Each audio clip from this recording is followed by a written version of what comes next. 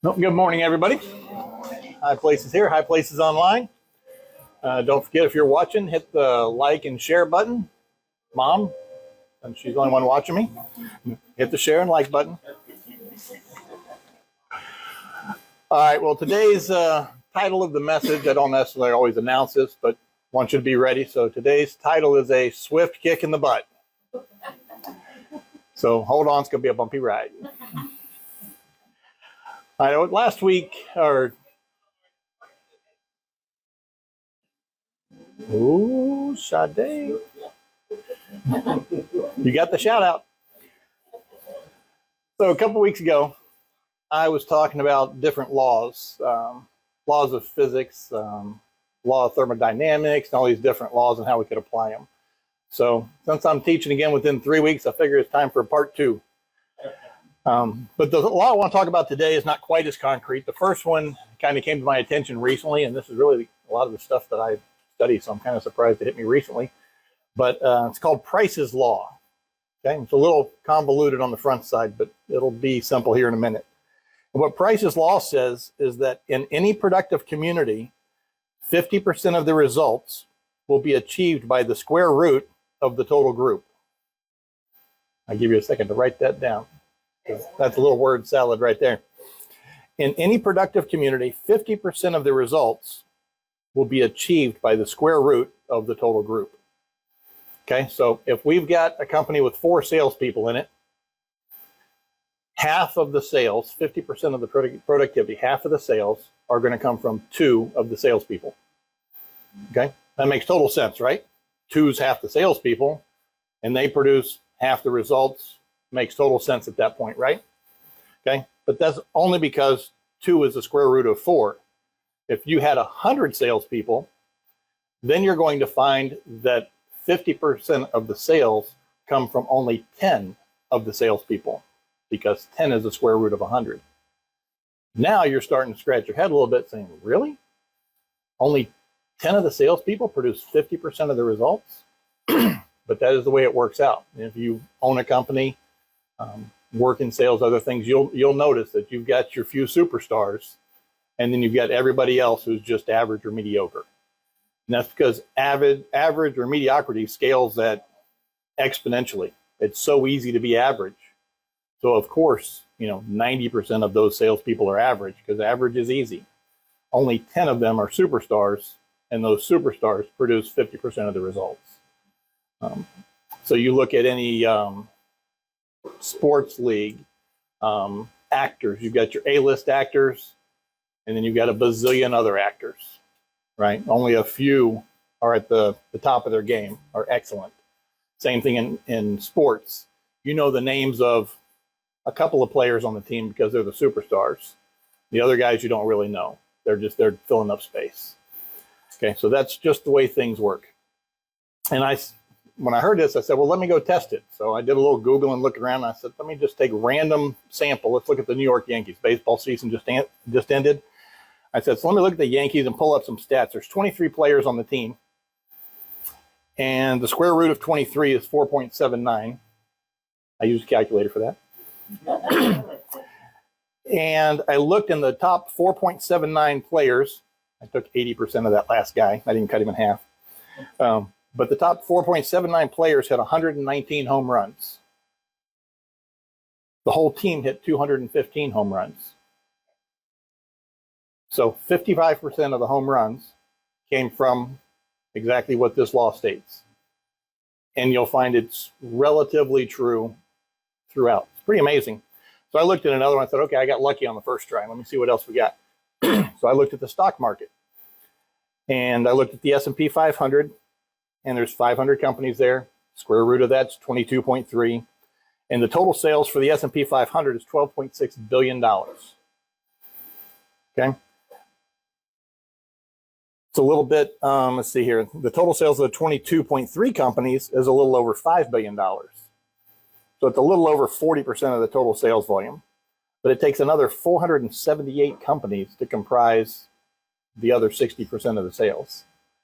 Only the top 22 are producing most of the results. So again, it's not as close as the baseball analogy, but it's really close. Okay, let's take a look at another similar law that I've been familiar with. I've probably taught on it before. It's called Pareto's Law. That's the 80-20 principle you've probably heard of. Okay, it states that 80% of the results come from 20% of the inputs. It's similar, a little bit easier. You don't have to get into square roots of things. You can just say 80% of my results come from 20% of my salespeople or what have you. So it's similar. And if you look, you'll see that 20% of the world's population controls 82.7% of the world's income. Pretty close. Okay, a study in healthcare determined that 80% of the healthcare resources are used by 20% of the patients. The other 80% are relatively healthy. They're not using those resources. So again, that 80-20, you just find it throughout. There was another one too. Even in gardening, you'll find that 80% of your crop comes from 20% of your plants. You know, certain, they yield more. You got more peas in a pod, you know, this kind of a thing. It just works throughout nature and through everything. That's Pareto's principle. The Price's principle is really more about creativity or creative action. Athletics producing goals and baskets and home runs and that sort of thing, or creating sales is really where it's a little bit more applicable. But the reason I bring that up is because most of us want to be excellent in whatever we do. No. A lot of us do. Most of us in this room want to be excellent at whatever we do. There's a lot of mediocrity out there, but a lot of people do. And I would say almost everybody wants to be excellent at something they care about. So they may not be worried about being excellent at everything they do, but at least the things they really care about, they want to be excellent. So we want to see how to be excellent. So these two laws, they give us clues about how to be excellent. They tell us that we need to concentrate on the 20% of activities that produce most of the results. Okay, and we often get distracted by the other 80% of stuff. But if you take an 8-hour workday and realize that 80% of your results come from 20% of your activities, that means that most people could get their work done in about 2 hours a day. And worst case, you could delegate the other 6 hours of stuff that is just not that important for you to do. I say we just all start working 2 hours a day.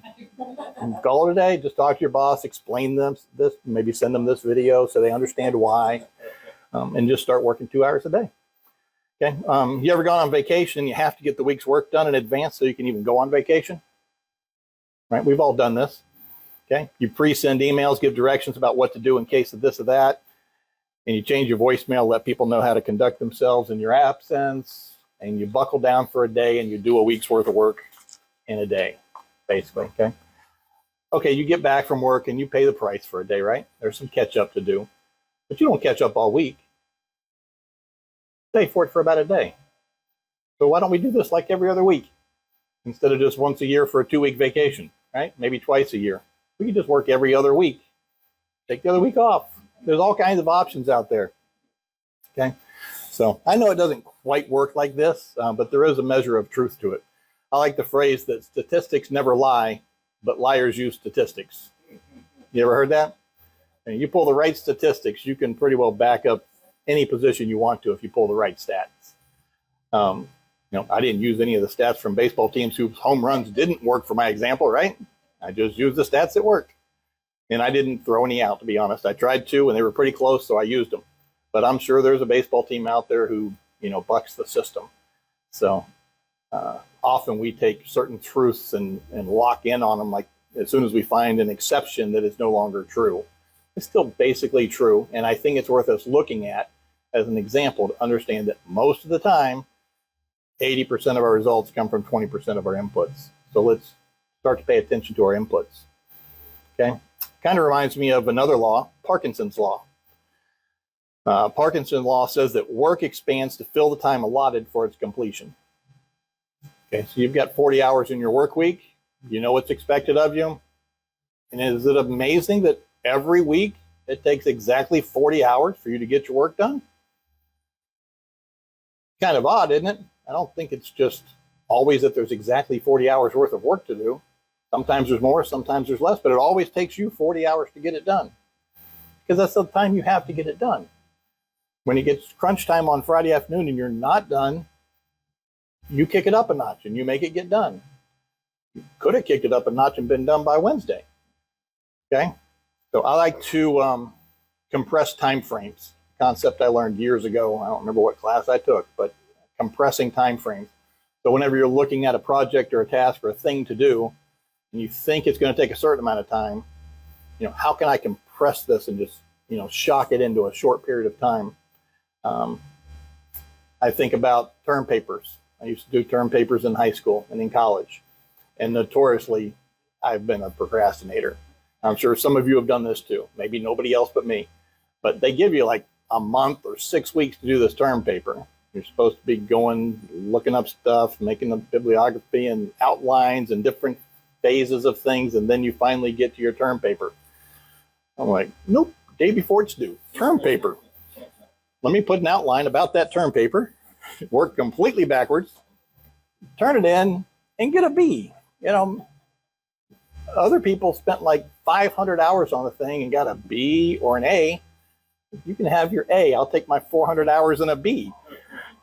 So it can be done if we compress these time frames. Because if you give yourself too much time to do something, you will take too much time to do something. Okay, let's take a look at Colossians 3:23. And whatsoever you do, do it heartily as unto the Lord and not unto men. Okay, so that's implying that whatever we do, we should want to be doing it with excellence. Okay, and I said probably in this room, most of us are pretty much like that. But in the world, I think that's a rare attribute. Okay, my parents always told me if it's worth doing right. Anybody ever heard that? I bet we all have, right? Okay, but I think our addiction to mediocrity comes from doing things that just aren't worth doing at all. I think our addiction to mediocrity comes from doing things that aren't even worth doing at all. And that's why we're doing them average, mediocre, because they're not really things we should be doing in the first place. Okay, we do them anyways because we're running around in a trance, hypnotized by the societal hypnotic mechanism, as Myron likes to call it. Okay, we just go along to get along. We just do things because they're expected of us. We're not taking time to plan out our week, our day, our month, our year. We're not being intentional about what we're doing. And therefore, we kind of have some goals, dreams, wishes about what we want in life. And next year rolls around and we're basically the same place. I'm like, well, what happened? Well, you weren't intentional about what it is you wanted to do. You weren't, I think it was Warren Buffett said that he considers the key to success the ability to say no. The ability to say no to the distractions, the things that are not important. Okay, so let's take a look at another phrase that we see online sometimes, at least I've seen it. It says, if it's not a heck yeah, then it's a heck no. It's a little more colorful online. But, so it's not, oh yeah, then maybe it should just be a no thanks. If it doesn't do that for you, maybe you shouldn't be doing it. Okay? Let's take a look at Matthew 5:37. Let your communication be yea, yea, or nay, nay, for whatever is more than these cometh of evil. Okay, this is the verse that's talking about clarity and in your communication and not kind of beating around the bush and muddying up the water when you're trying to just say yes. Okay, but I think it goes right to the heart of the matter because in our self-talk, we're not straight with ourselves, and many times we're not straight with others because of what we want others to think about us. Okay, so we're not even honest with ourselves and our own self-dialogue with letting our yes be yes and our no be no. Okay, an opportunity comes by and our first response is no. Somebody offers something to us, an opportunity, want us to do something, and our gut response is, no, I don't need to be doing this. I want to be doing this. So our first response is no, but then somehow our no gets assaulted by a but. No, but I shouldn't, but there might be these, they might get their feelings hurt. They might think I don't care. They might this, so I'll go ahead and do it. Okay, so that's the kick in the butt. Or we hear yes, and we follow up that yes with another but. But what will they think of me if I try this and fail? But what if this? But what if that? Okay. We need a swift kick in the butt. Let our yes be yes and our no be no, and be clear about where we want to go. You like that, poet? I'm a poet and I don't know it. You can tell by my feet, they're Longfellows. I'm sorry, how old am I? That's bad. All right, we've got to learn to be zero concerned about what others think of us. Okay, I don't know about any of you out here, but I'm a big people pleaser. So this is something that hits home with me, so I figured I'd share it with you. I'm always worried about what other people are going to think of me. And it causes me to do a lot of good things, but it may distract me from doing a lot of God things because I'm too worried about doing good things so people will see me do good things. Okay? I'm reminded of, I think her name was, I looked it up a little bit, but Marie Kondo, this organizational guru. You know her? She's the inventor of the KonMari method for tidying up your space, where you hold things up to your chest and see if they bring you joy before you throw them away or not. So it's a little bit of hokum to me, but there may be a little bit of truth in that. So if you pick something up and it's, oh yeah, okay, hang on to that. If it doesn't make you say, oh yeah, toss it out, make some room. So we talk about decluttering. I know Robin's talked about decluttering, and that's her specialty. Organization, not my specialty. But because it's not my specialty, I recognize the importance of it. I know what clutter can do to you, whether it's physical clutter or it's mental clutter. It all clogs up your brain. So I think this can serve as a valuable lesson in choosing what belongs in our life and what needs to be decluttered. I'm talking physical and mental clutter. The difference in the few that excel and the multitude that excel at mediocrity is the ability to focus, not to be distracted. Okay, we have to be intentional about what we spend our time on and how we spend that time. As I get older, I tend to consider what really matters more often. It happened to anybody else in here? Start to get older, you start to think about what really matters, what's really important. I've been doing all this stuff, I've been busy, but am I really doing the important stuff? Okay. You find yourself going to more funerals and weddings at a certain point. And every time you go to a funeral, that's when your mortality becomes real. And you start to have these thoughts of, am I doing what's important? Do I have my ladder against the right building? Okay. So this is when the song Live Like You Were Dying, Tim McGraw. That song hits a little harder each year. Each year goes by, it's just a little more, right? And then there's this jerk, Cody Johnson, had to go write another gut punch song like it called Till You Can't. Anybody hear this song, Till You Can't? Can't see Becky hadn't heard this song. What's wrong with these people reminding us of our own mortality? Well, I guess someone needs to wake us up. This is the most precious resource we have is time, and we need to be intentional about how we spend it. Okay, so here's a little background on why I call Cody Johnson a jerk. Okay, don't even know him, but he wrote a song, and I don't like him. So I recently had to take my dad to Mississippi and put him into an assisted living facility. Okay, probably one of the hardest things I've ever had to do. Okay, so we fly up to Mississippi. Long, crazy trip, but we get there. And I get him into his room, and I get him all set up. Got his 65-inch TV set up, his little mini fridge, little junk food, little healthy food. You know, it's a pretty sweet setup, really. Get the Wi-Fi connected for his Roku. He's set up. And but then I have to leave. You know, it's the first day there. And I start to leave, and I'm walking down the hall, and it's just like wearing lead shoes, trying to walk out of this place. And finally, I make it to my car. I just sit in the car for like 10 minutes. And I was crying like Becky.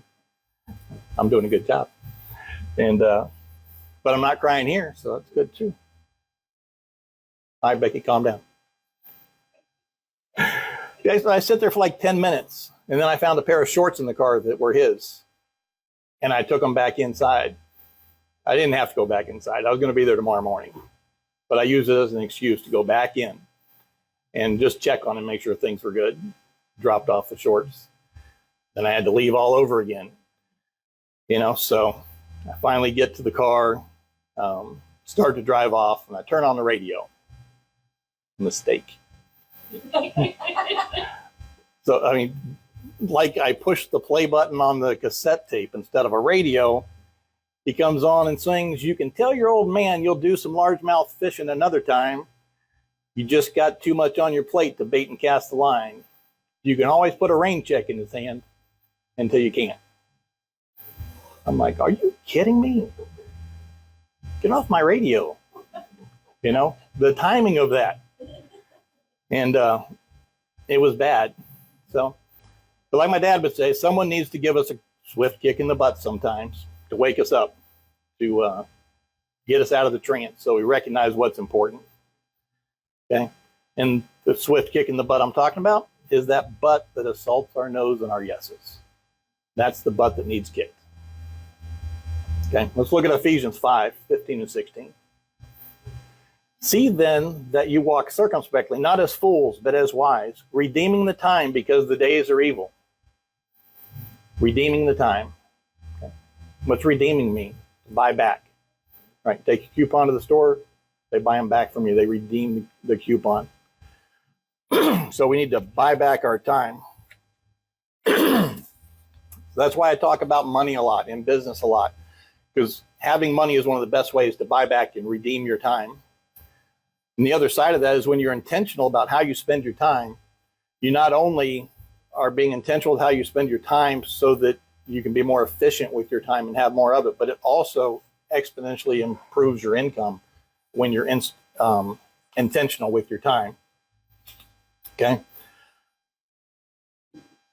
So I think there's a reason that I'm preaching this in 3 weeks. Usually I'm like 7 weeks between times that I preach. This time it was 3 weeks. And the reason is so I can do a continuation of what I was speaking on 3 weeks ago and keep this fresh in your mind.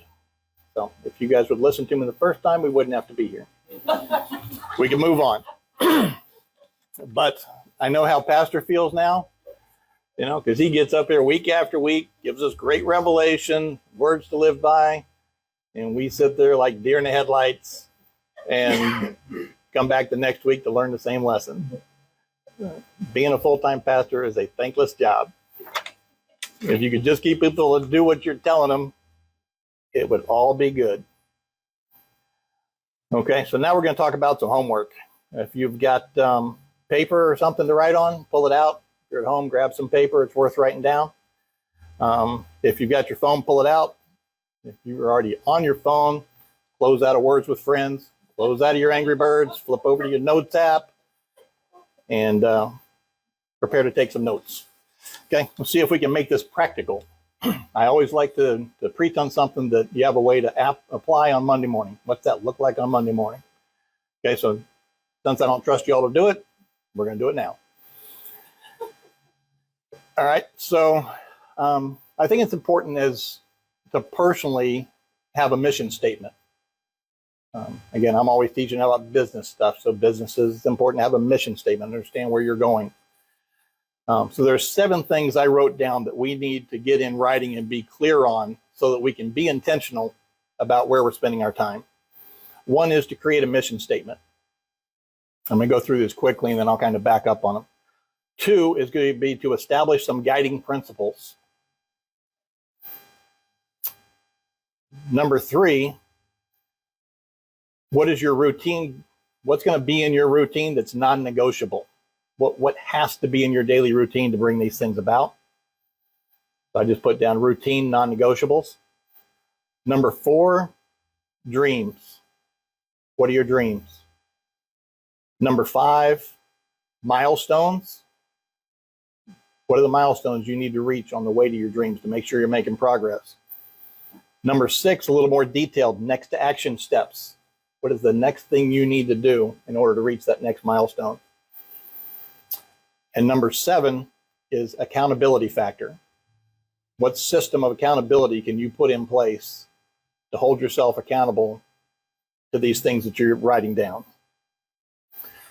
All right, now here's where I use a little chat GPT to help me out.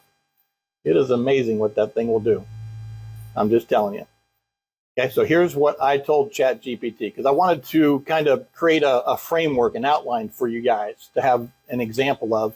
And I would suspect you should spend 2 or 3 hours on these 7 items individually.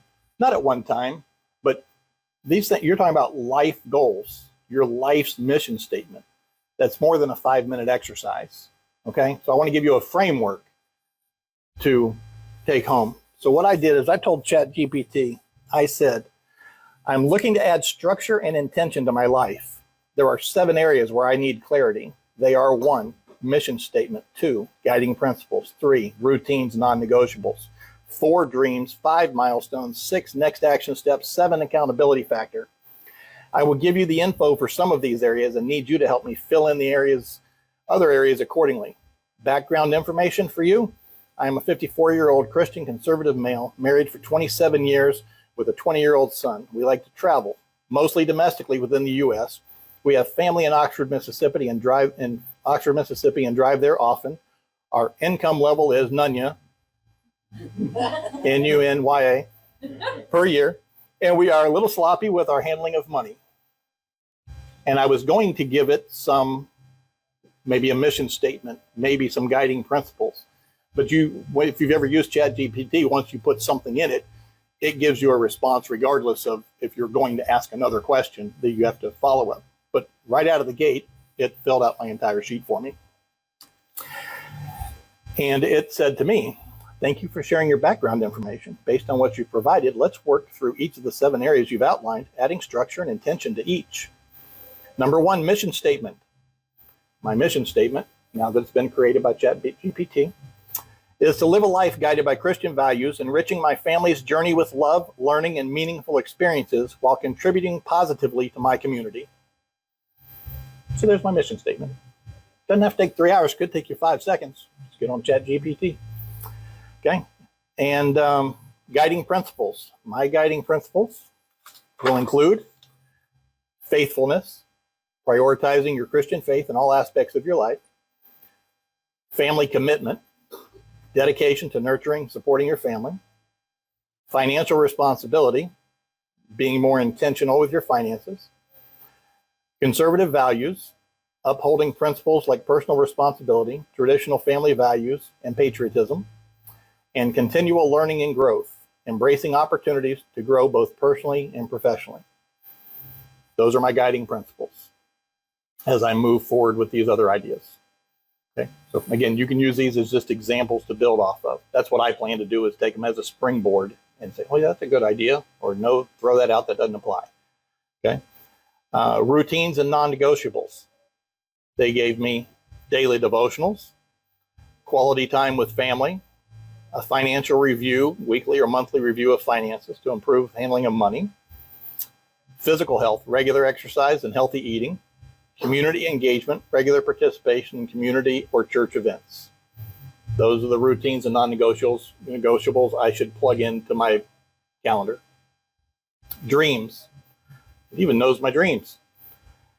Considering your background, your dreams might include traveling to significant Christian sites across the U.S. or globally, achieving a higher level of financial security and savings, seeing your son establish himself successfully in his chosen field, and contributing significantly to a cause or community that aligns with your values.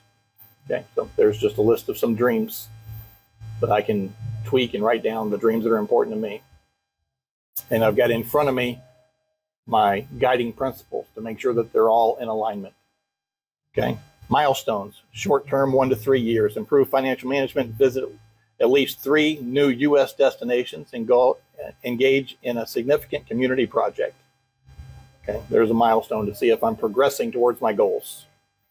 A midterm milestone could be 4 to 10 years, achieve a certain savings goal, support your son in his career or educational endeavors, deepen your involvement in your church or community. Long-term milestones, secure a comfortable retirement, leave a lasting impact on your community or cause, create a family legacy of faith and values. Okay. Then it goes on to next action steps. Financial planning. Consult a financial advisor to create a better savings and investment plan. Family travel plans. Plan a trip to a new destination within the next year. Community involvement. Identify and commit to a new community project or role within your church. Health and wellness. Establish a regular exercise routine and a balanced diet. So down to where the rubber meets the road, next action steps of how to accomplish these dreams. Okay. And then the accountability factor.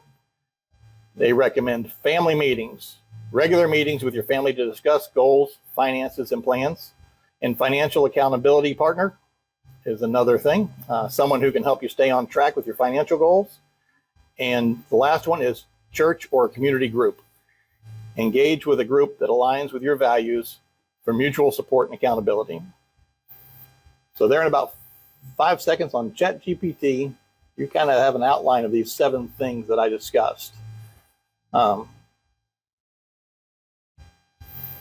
hopefully you made some notes on that. And when you get home, you'll spend a little bit of time and try to figure out, what do you want to accomplish in this next year? You know, and what do you need to say no to in order to accomplish that? Because if you're like me, you've got people pulling on you in all directions to do all sorts of things. And you can't do them all and to be excellent at the thing that you want to be excellent at. You've got to have focus and intention on your time. That's the only way you're ever going to get there. And let me finish with one more chorus from Till You Can't, this other dreaded song. I actually like the song now. But from Till You Can't, it says, if you've got a chance, take it. Take it while you got a chance. If you've got a dream, chase it, because a dream won't chase you back. If you're going to love somebody, hold them as long and as strong and as close as you can until you can't. So let's get after it, people. Until next week, God bless.